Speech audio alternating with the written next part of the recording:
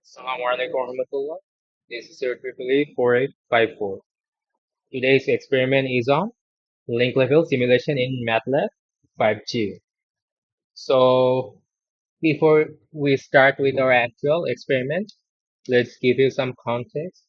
So why do we need to actually do this simulation? The reason is, let's say we have developed a new multiplexer which is better than your OFDM. Let's say you wanna test it out. But if you just test it out actually in reality using real hardware setup, let's say using real antennas and devices, then if it doesn't perform up to the mark, then we'll have to face loss, right? Whatever infrastructure we develop for that will go to waste because it's not performing up to the mark. We're gonna have to go back to the earlier technology. So that's why before actually deploying it in real life, we're gonna have to test it out. That's where the simulation part comes into play. So let's say you have a new multiplexer and you think it is better than your OFDM. Then what do? You create a mathematical model of the new technology in software such as MATLAB and see whether it performs well or not. So how can you accomplish that? How can you actually verify? So you have to keep same conditions. So for your channel, SNR level, your MCS level, and all that, you will have to keep a uniformity. So keeping the same channel, same SNR, same MCS level, you're gonna evaluate your key performance indicators. What are those? They are your throughput, your BER, BLER, your spectral efficiency, and all of those things. So this is how after doing the evaluation, if you see that your throughput is getting better, it is increasing, your bit error rate, your BLER, all those things are decreasing, your spectral efficiency is increasing, then you can come to the conclusion that the new technology is better than the older one. So now you can actually deploy the necessary hardware and test it in real life.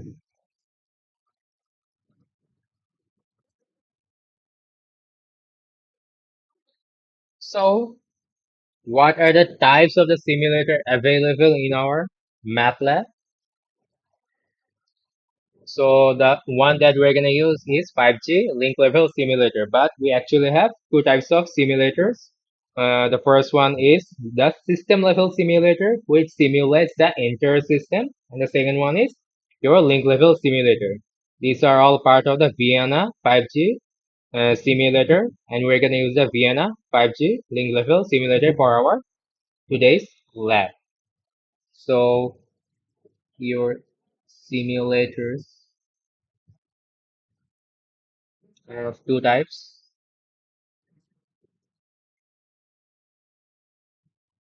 The first one is your system level simulator, and second one is link level simulator. So what's the difference? So your system level simulator simulates the whole network. So your system level simulator simulates the whole network. And what does it do? It basically explains your coverage, your scheduling, Then you have handovers, the capacity, the network capacity.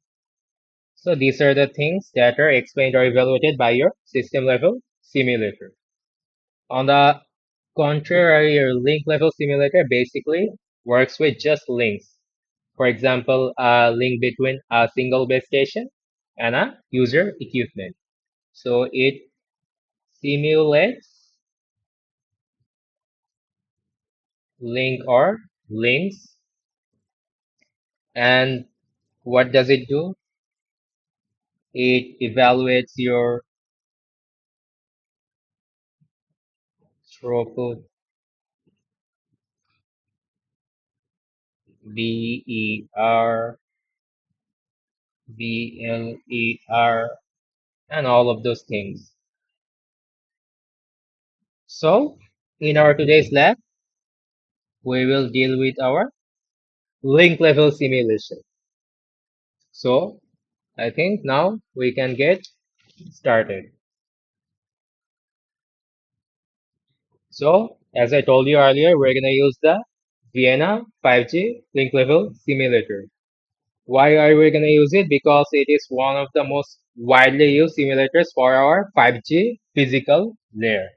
So we're going to compare the waveforms, modulation, coding channels, etc. before the hardware implementation of our new technology using this link level simulator. But we won't actually use or we won't actually evaluate any new technology. We're going to just see the existing ones and get accustomed to that so that in the future if you want to actually do research on this field you can use this tool. So we're going to see how this tool actually works. So this is the overall simulator workflow. So at first we're going to start the simulation in our MATLAB, and the file that we're going to use is our main.m. It has various sections that we're going to go through one by one. And ultimately, we will be able to compare the key performance indicators, the KPIs, which is our throughput, BR, BLER, and all of those things. So we can get started. So this is your code for 5G link level simulation. So this is your code. So it has various segments as you can see. I won't discuss all of the segments thoroughly. I'll just give you an overview so that you can get an idea of what is actually happening. Understanding all of the lines, all of the codes is not actually necessary as well. Our main aim today is to how to actually use it rather than how to create it. So since it is already created, we just need to learn how to use it. And for that purpose, I'm going to give you an overview of the entire main.m. So this is your directory. This is your folder structure. As you can see, you have the main.m and you have various other folders as well. So these are the various scenarios that we're gonna see, or you can see. You have your results, you have various examples and all of that. And we are not gonna see all of them. We're gonna just see a single scenario for this lab. Before that, we're gonna get get an overview of the overall code. So let me open the lab manual. So the overview of main.m. The file main.m serves as the entry point of the simulator and it performs the following functions. So what are the functions that I said earlier, which is given in this workflow, your initialization section. Then it's gonna load the simulation parameters, then the topology generation, resolve variable initiation, simulation loop, post-processing, result visualization, which is basically the plottings and the saving of results. So this is your initialization section. So the simulation begins by clearing the MATLAB memory and selecting a specific scenario. So we're clearing the memory, then we're gonna select a scenario. We have in total 6 scenarios. Out of those, we are selecting the multi-link for today's lab. So after that, we're gonna have to load the simulation parameters. So we have various parameters like, let's say,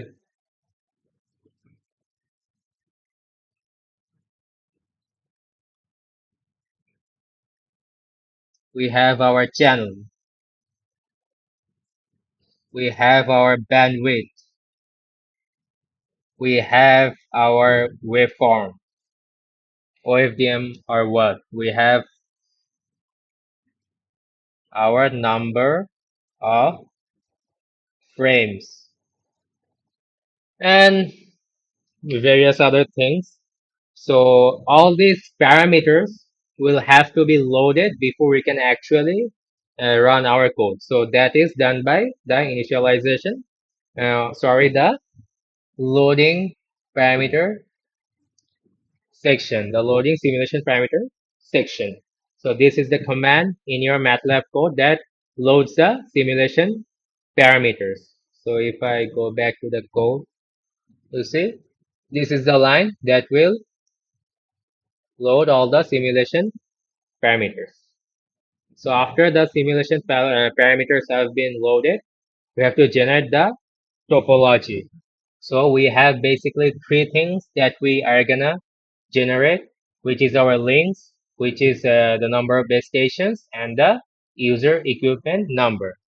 So there will be three objects. The first one is your base station. We have two base stations, and let's say we have two user equipments. Then we're gonna have 22 four links: user 1 and base station 1, user 2 and base station 2, user 1, base station 2, and user 2 and base station 1. So among these, the first two are our desired links, and the latter two are our interference links that are also playing a vital role because it will help us deduce the channel conditions, the KPIs under the interference. So these are also required. Don't think they are not required. So these things will be automatically created using this line of code, this line. So once we are done with the topology generation, we're gonna initialize some result variables. So before starting the simulation, we have to allocate some memory for storing the results. So these are those variables which will store the KPIs, our key performance indicators, our throughput, our SNR, BLER, our CQI, and all of those things. And it will be done for every frame and every sweep point. So what are frames and sweep points? We will get into that later on. No worries. So then we'll come into our simulation loop. So this is our topology. These are our result variable initiations, and this is our simulation loop. So it is a nested loop. You see, at first it has some commands, then it has one loop for your sweep values, then it has one loop for your frames, then there is a loop for uplink, then there is a loop for downlink. Then you're gonna store the results, and the results are stored. And after that, we'll go into the post processing. So this is the overall simulation loop. So at first you have your sweep loop. Within that you have your frame loop. And within that you have your uplink processing, downlink processing. And after that you're gonna store the results. Then you're gonna go to your post processing. So this is your start timer. It basically keeps track of the time that you are using or simulating. Then we're gonna use some commands that we saw earlier for parallel execution. Is gonna use all of the cores of your processor so that the speed gets increased.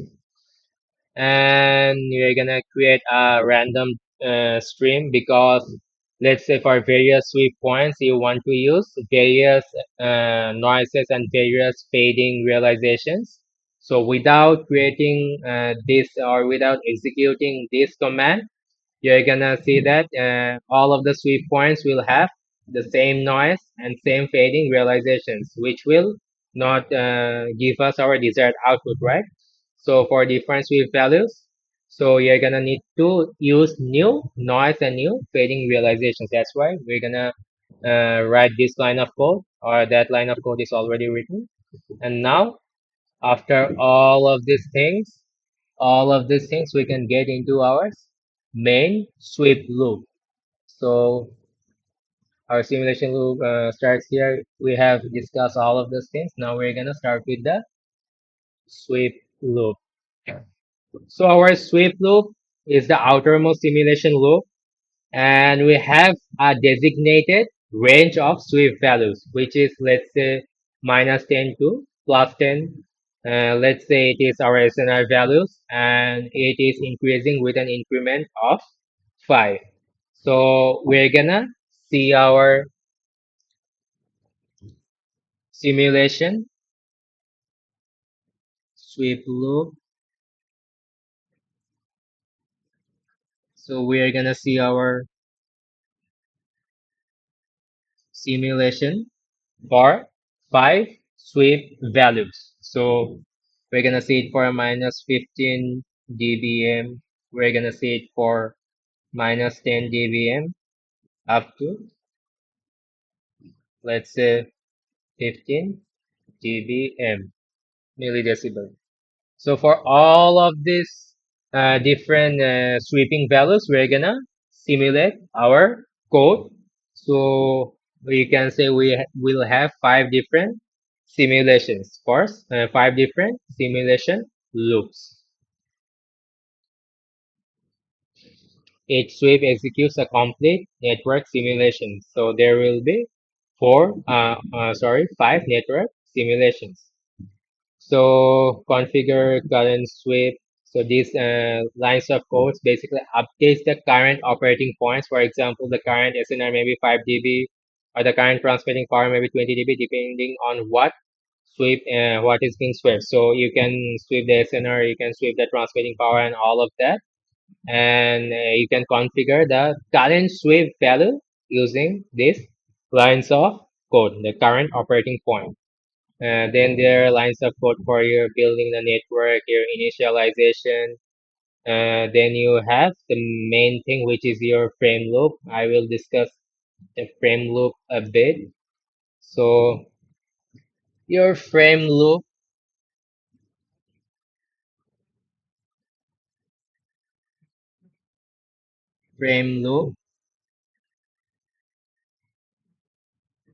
is an integral part of your entire simulation.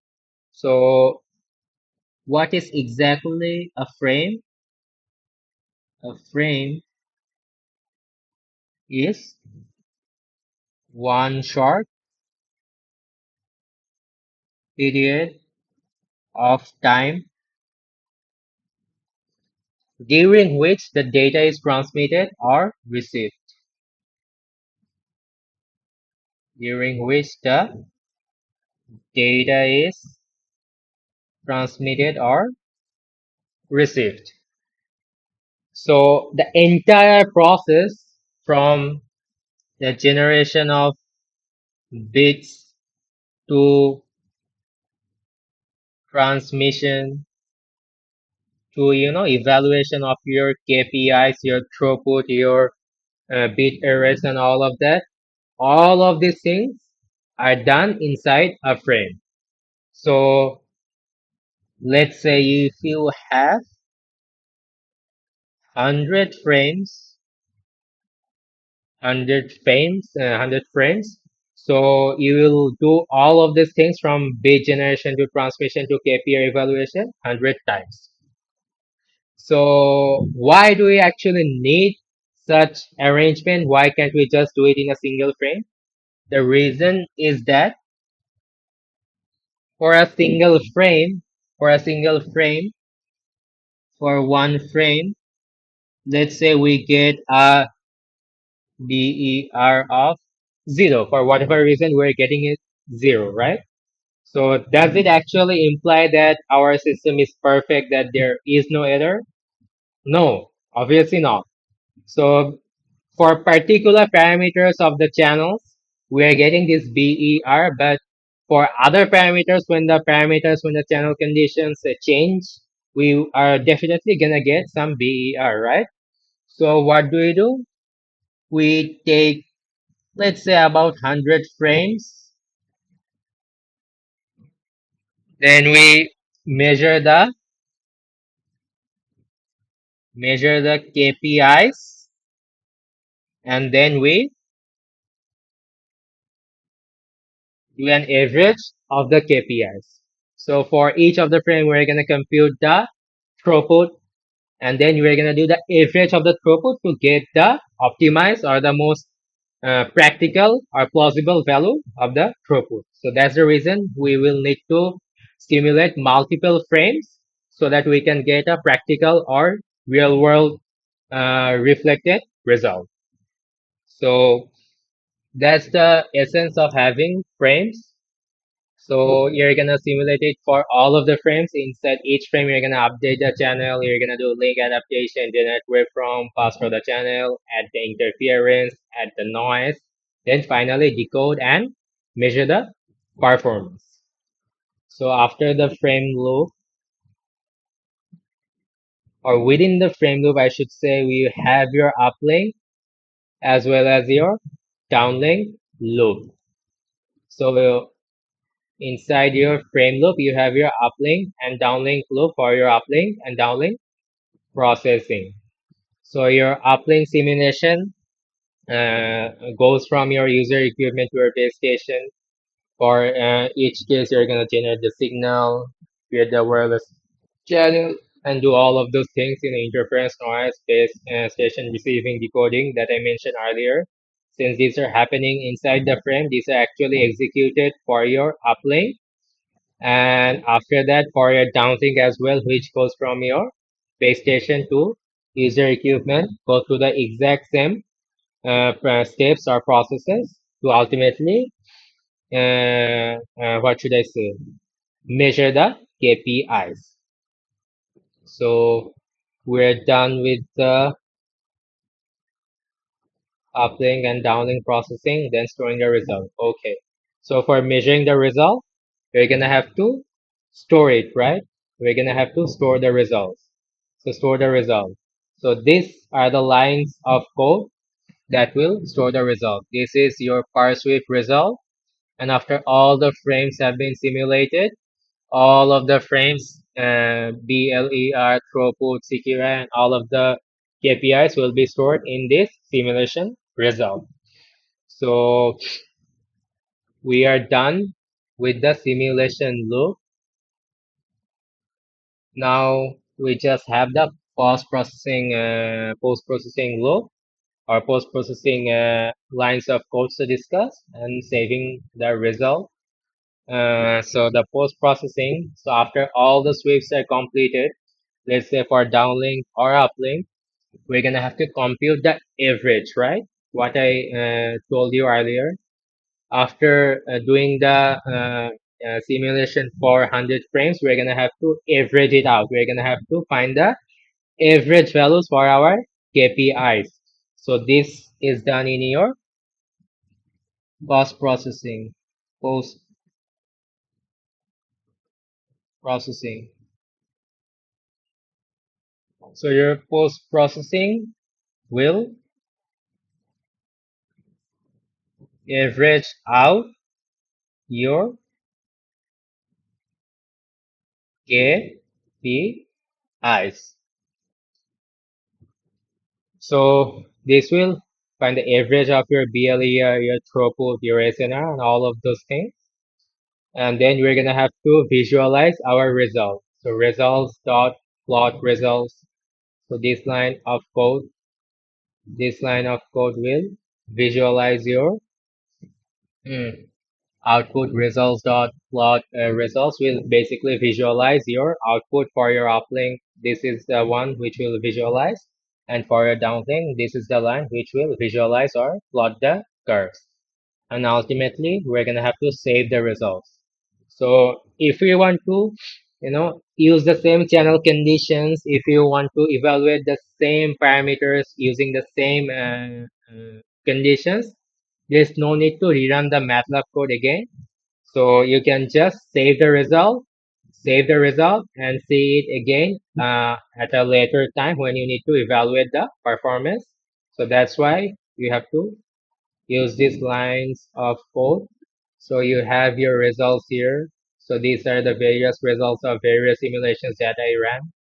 So from here I can observe them. Okay, this was all about the main.m. So as I mentioned earlier, the main.m is the main simulator. It actually extracts the parameters from various scenarios and goes through all of these steps one by one.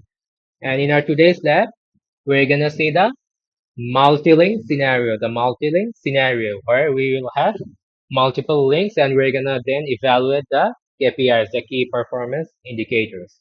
So this is the code for your multi-link. So as you can see here, there is actually no lines of code that actually does all those things that I mentioned earlier. It does not generate any simulation loop. It does not have any frame loop. It does not have any uplink or downlink loop for doing the uplink and downlink transmission, right? What it has is just various parameters like what will be the base stations, what will be the links, what will be the type of waveform, all those things, how you'll apply the sweeping. So all of these parameters have been mentioned here. So all of this gets extracted to your main.m, and after that main.m actually does all the work. It does all of these things to generate the output. So now we can see the multi-link to get an idea of a single scenario as an example so that we can actually use the tool.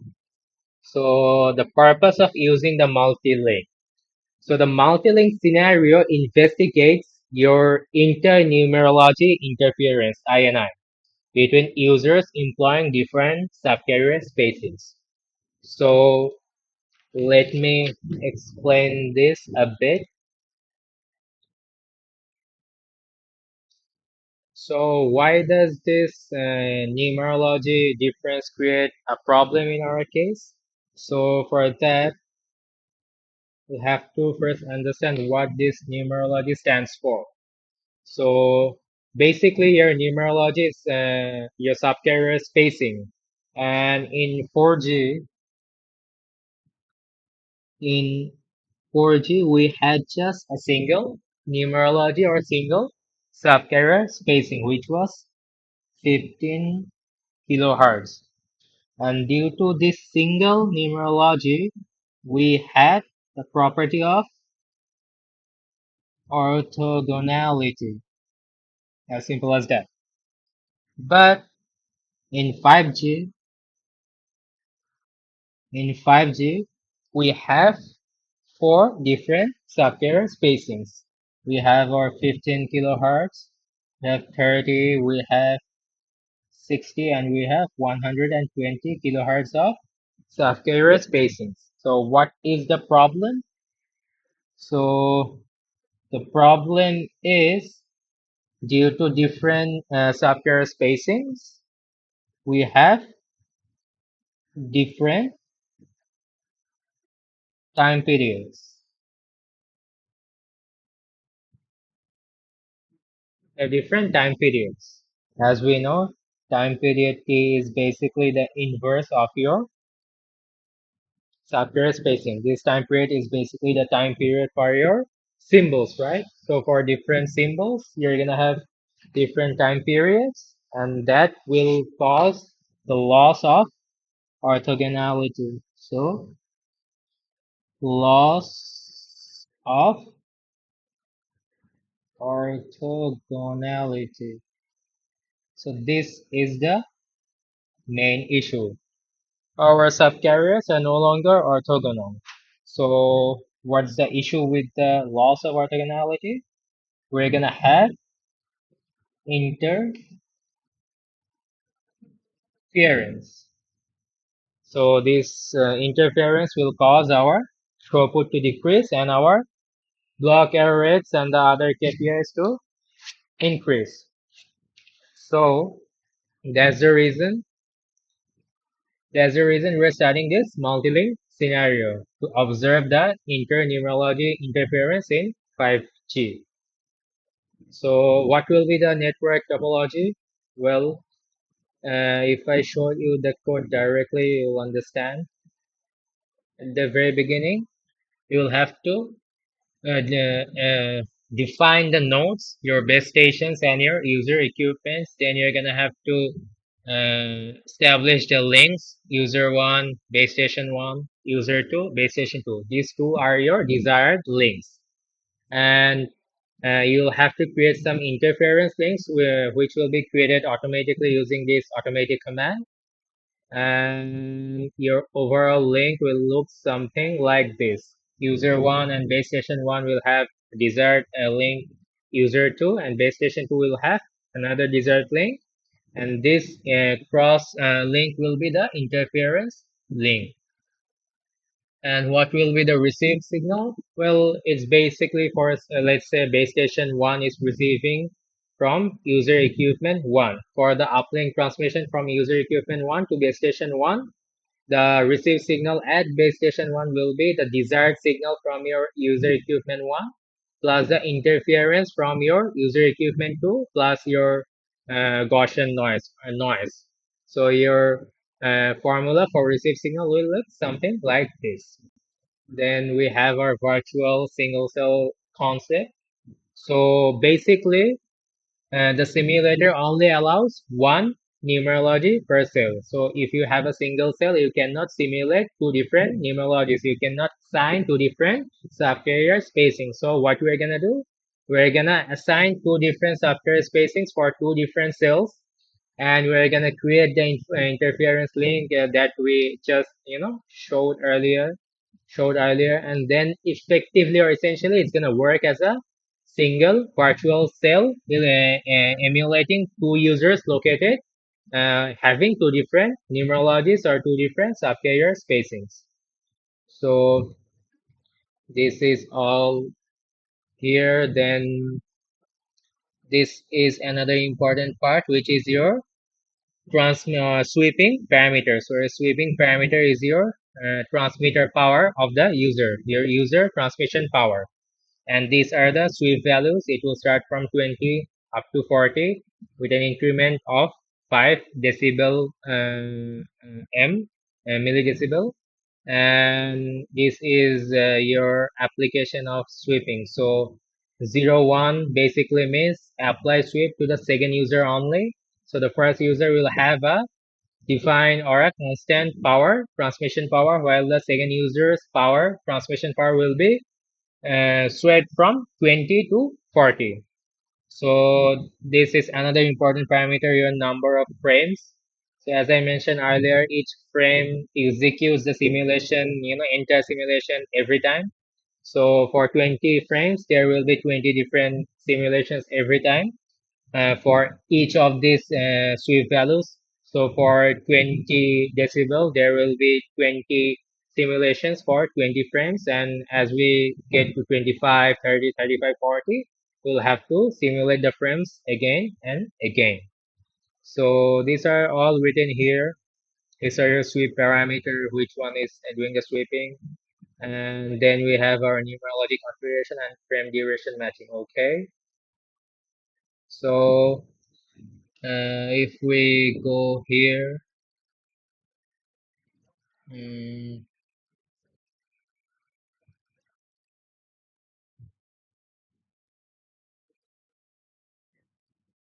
is this one. This is your time and bandwidth setup, the number of subcarriers and frame duration and all of that. So the number of subcarriers for your first user and second user will be 72 and 36 respectively.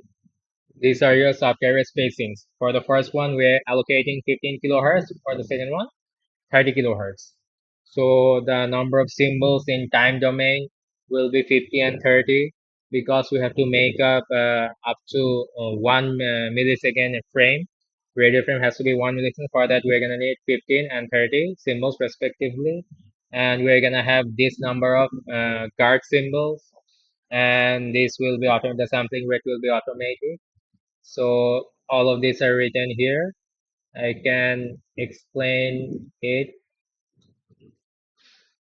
So your bandwidth for user one, for UE1, we had 72 subcarriers and we had a subcarrier spacing of 15 kilohertz, which is about 1080 kilohertz or 1.08 megahertz. Okay, for user 2, for user equipment 2, we had 36 subcarriers and we had a spacing of 30 kilohertz, so it will also amount to 1.08 megahertz. So we are using the same bandwidth for both of the users, and the reason is that if one user has more bandwidth, then its throughput will be higher. So it won't be a fair comparison, right? That's why we're allocating same bandwidth to both the users. And then about the frame matching.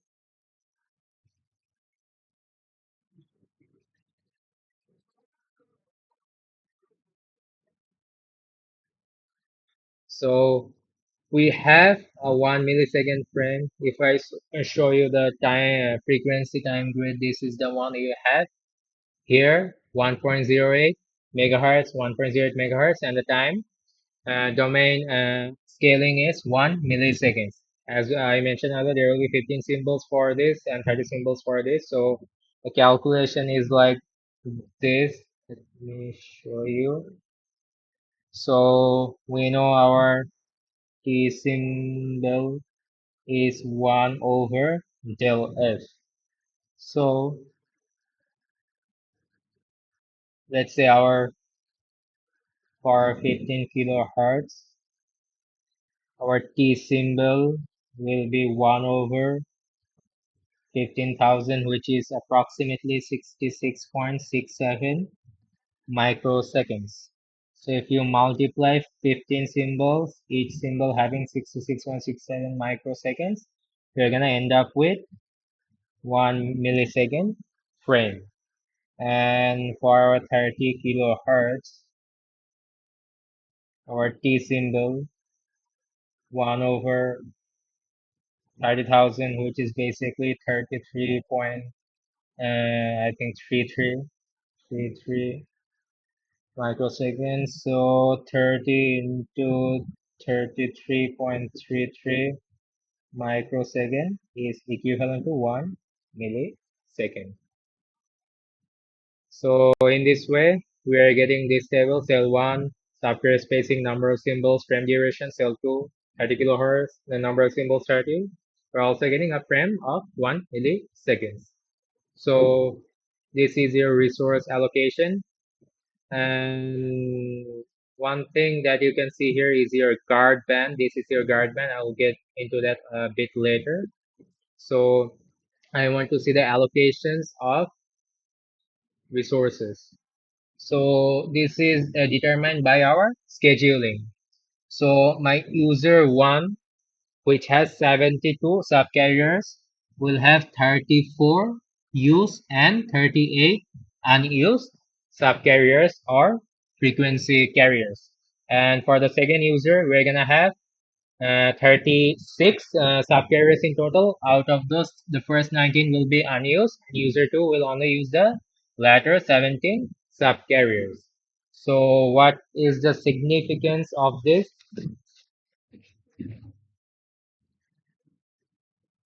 So this is how they're allocated inside your code. So why this strange allocation? The users are placed actually next to each other in the frequency, right? User 1, user 2. So both share this 1.08 megahertz. So we'll have to separate them. So we're gonna separate them using our scheduling or allocation. So we're gonna use this concept, user one, there will be a guard band, then user two, instead of just placing them side by side. So cell one will essentially have user one, which is, I think, 34 subcarriers, then the remaining 38 will be allocated for a guard band. And for cell 2 or user 2, the first 19 will be used as guard band, and the latter 17 will be used for data transmission in the uplink. So virtually, if we overlap both of these, we'll get user 1, then a guard band, and user 2. So what will be the guard band? So your guard band, let's say your guard band,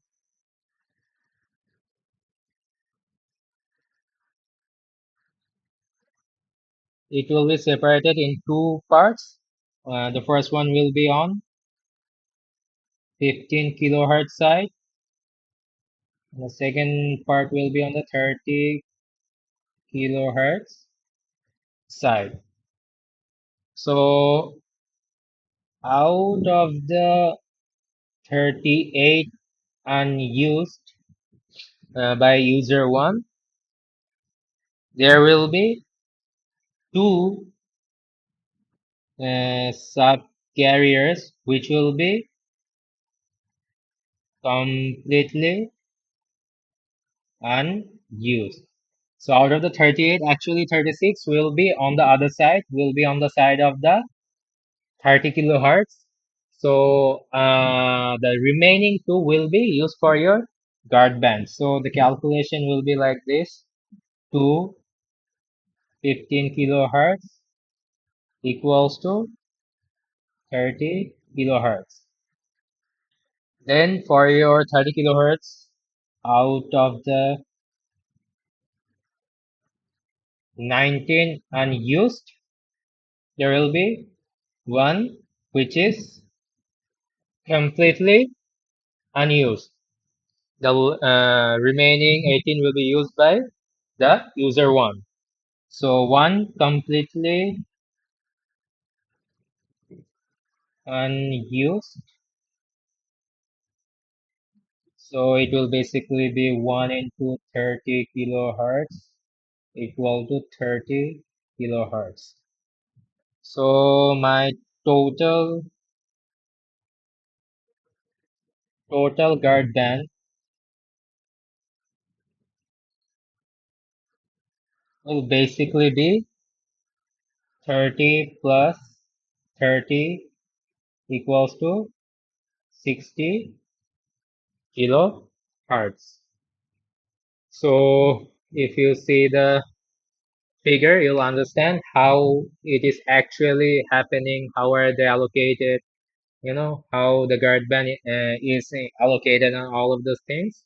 So after overlapping both of them, we'll get a guard band of 60 kilohertz. Simple as that. So why do we need a guard band? So if we had just the two user allocated subcarriers, side by side, there would have been too much interference. That's why we created a guard band to limit the interference, to decrease the interference. But if we had given a bigger guard band, let's say if I had given, let's say, 1 megahertz of guard band, then one, it would have been spectrally inefficient. Secondly, our motive of investigating our interference link will be not met, because I don't think having that big of a guard band will actually let us any interference link, right? We created a desired link and an interference link, so we have to investigate that interference from the interference link, right? So that's the reason we are using such a guard band which is large enough to separate the users but small enough to create enough what should I say, out of bound omissions for your out of band emissions for your users, so that we can measure the interference.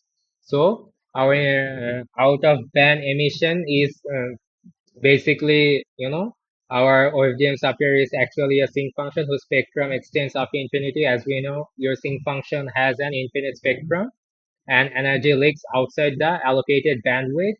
And these side lobes interfere with the neighboring users. These are basically your out of band emissions, and we're basically using the guard band, which separates the users but also allows us to investigate these out of band emissions of the side lobes.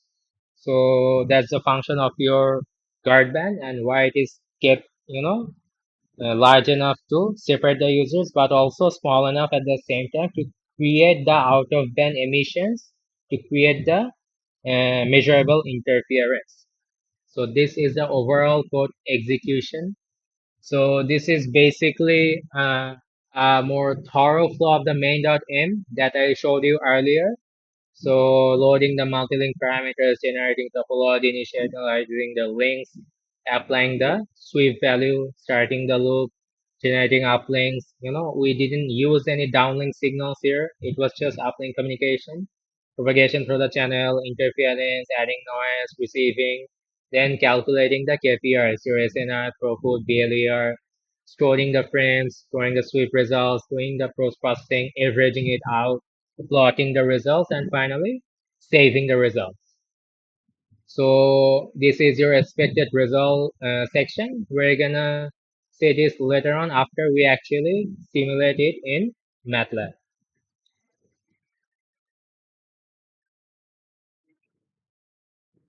So this was your frame matching. This was your guard band, all the necessary calculations. So I think we are ready now to execute the code. So let me open my MATLAB. So this is your main file and this is your multilink.m. You don't actually need to invoke this one or open this one. It will be automatically invoked via the main.m since it's in the same directory. So what do I have to do? I'll basically have to select the multi-link here. Simulation scenario, there are 1, 2, 3, 4, 5, 6 or 7 scenarios. If I just copy and paste, let's say I want to see the generic scenario, I will just have to Control C and Control V here, and it will run. So the reason I'm not showing the generic scenario, it's because generic scenario incorporates all of the other scenarios. All of the parameters, everything relevant to 5G link simulation has been emulated within it. So it's a bit complex. So rather than learning it, if you just learn all of the scenarios one by one, I think it should be enough to have the overall grasp of 5G link level simulation. But you can run it. You can run it. Let's say your generic scenario. If I just run it, mm, you see it has started, but approximately 6,823 seconds left. So as you can see, the default value or the default number of frames is 500. So it will take a lot of time. So where's my generic scenario? My generic scenario. As you can see, the number of frames is 500. So if I just decrease it, say to 20, go to main and rerun it. Now it should be faster. We should be able to see some curves. So let's wait for a bit. Okay, out of the 5 sweep values, one has been evaluated already. Second one has been evaluated. Third one as well. The fourth one will be evaluated shortly, and the simulation will be done right away. So you can see all of the curves are popping up. So there will be uplink curve, uplink throughput per user, your frame error rate, your bit error rate, your downlink throughput curve, downlink frame error rate, and all of that. But we will mainly see the multi-link Let's change it to its default value of 500.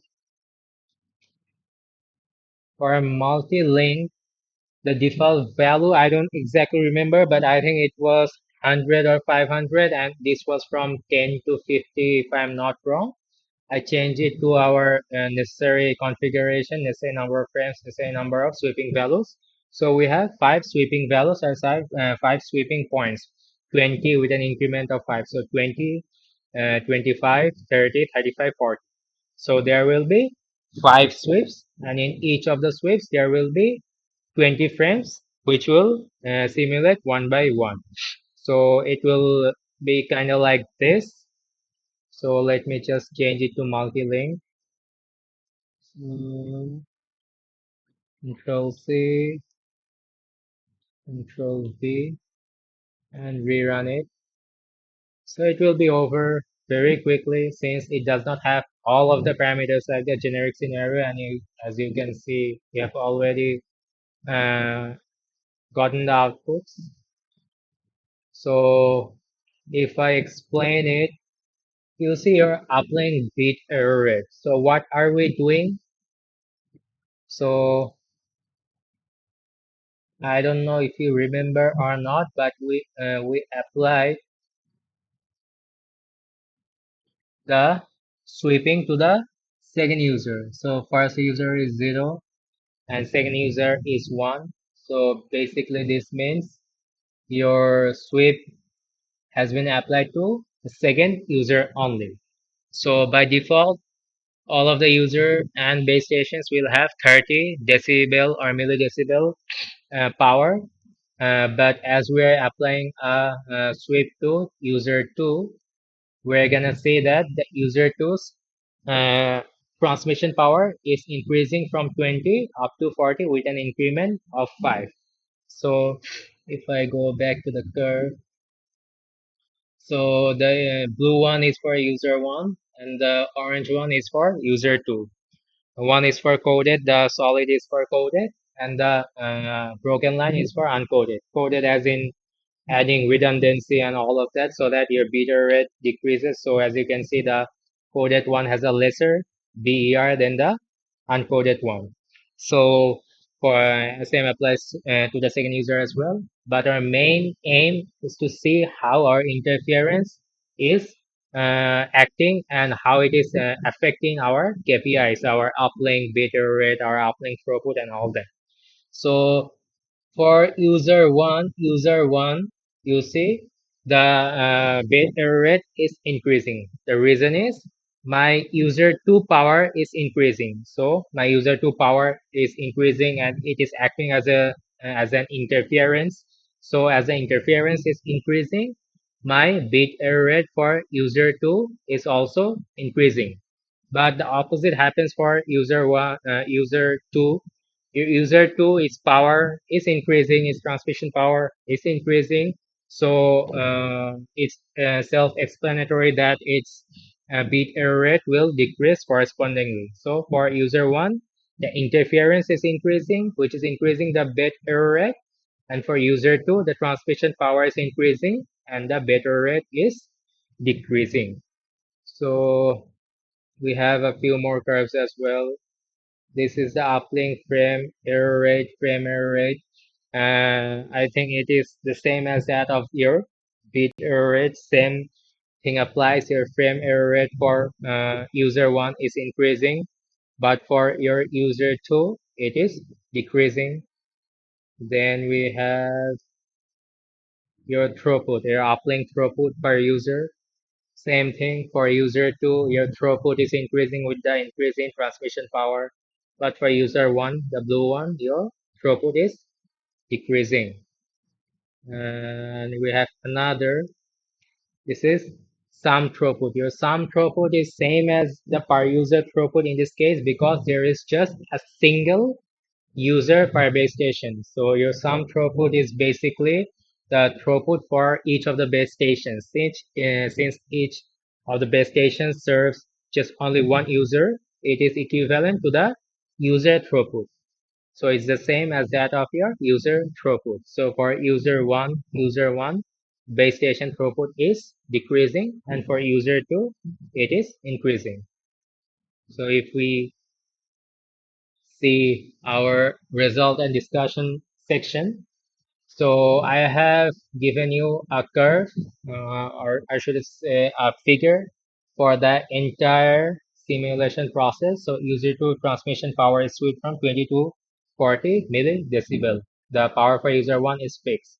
So from the perspective of user 2, everything is favorable. Its transmission power is increasing, so its own performance is increasing, better SNR will be there, the bit error rate will increase, the frame error rate will decrease, and your throughput will increase, and some throughput, which is your base station throughput, will also increase, and the opposite will happen for your user one.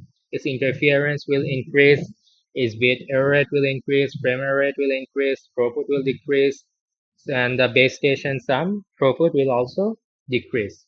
So this was all about your multi-link scenario, and we did not see any SNR plot, and the reason is given here. Result can only be plotted over SNR if the simulation is swept over path loss. So our sweeping variable was our transmission power. We did not have any sweeping over the path loss of the channel. The path loss was not swept over. That's the reason our SNR wasn't plotted. Otherwise, we would have seen a SNR plot as well. And I'm not sure whether we can incorporate the SNR plot here because I don't know if there is any provision to add any path loss here or sweep any path loss here. But for a generic scenario, if you see the code, you see the sweeping parameter is your path loss. So for your generic scenario simulation, you will see a SNR plot as well. So I can run the generic scenario as well.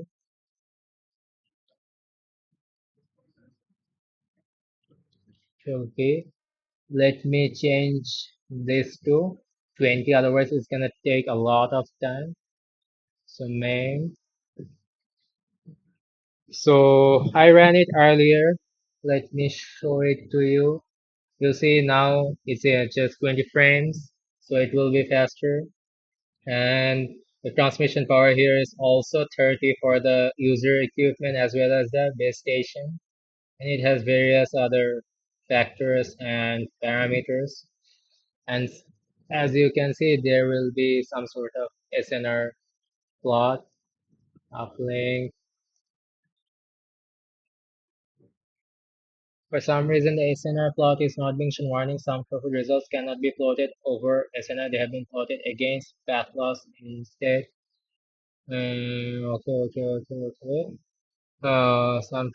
There seems to be some sort of problem, which is basically a warning for which there is no SNR plot. But I'm sure any of the other scenarios will incorporate the SNR plot.